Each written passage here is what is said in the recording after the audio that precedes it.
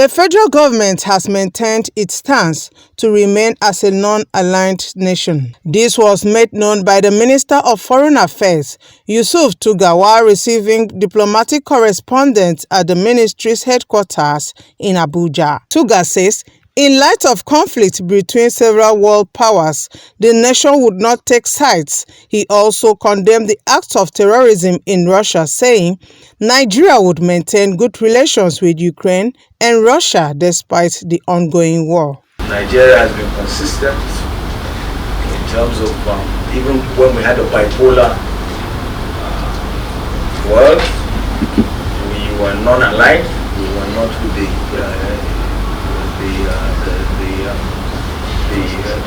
US, nor were we with the Soviet bloc at the time. We dealt with both sides. We are an equal opportunity aligner.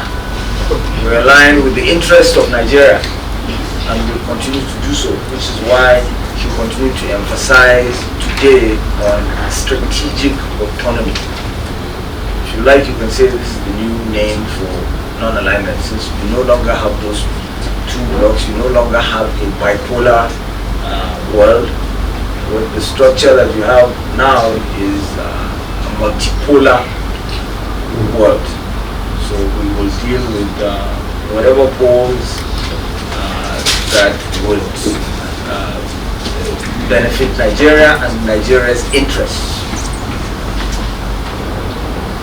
And the tradition of condoling with countries when they have such unfortunate incidents occur continues. It's not new, and Russia is not an enemy. If you go back to the Soviet era and the Cold War era, the Soviet Union had very close relations with Nigeria. Ajakuta steel complex was built by the Soviet Union at the time, which consisted of both Russia and Ukraine. And we continue to maintain very good relations with them. Our position on violation of territorial integrity of countries remains the same, it remains consistent. We condemned the violation of Ukraine's territorial space when it occurred, but it does not mean that because of that we will stop dealing with Russia. We will continue to deal with Russia same way we're dealing with Ukraine, same way we're dealing with other countries. And whenever something happens to them, whenever there's any misfortune, we will commiserate with them, same way that they commiserate with us.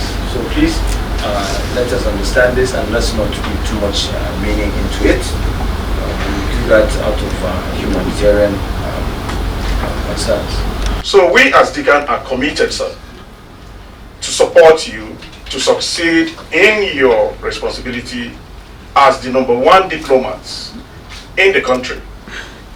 We also assure you of Deacon's partnership to project the nation's image positively before the international community, as well as drive the country's foreign policy in line with the Renew Hope agenda of our President, Bola Ahmed Tinubu. I would like to draw your attention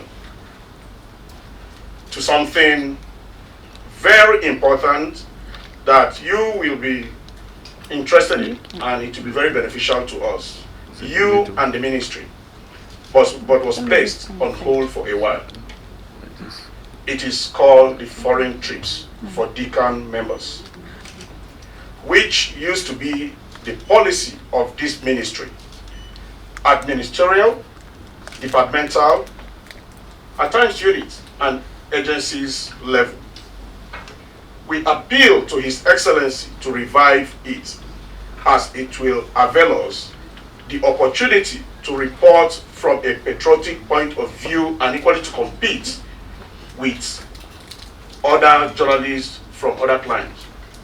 Because when we are with them, we exchange views, we report, and it gives us, better knowledge to know what we are doing there.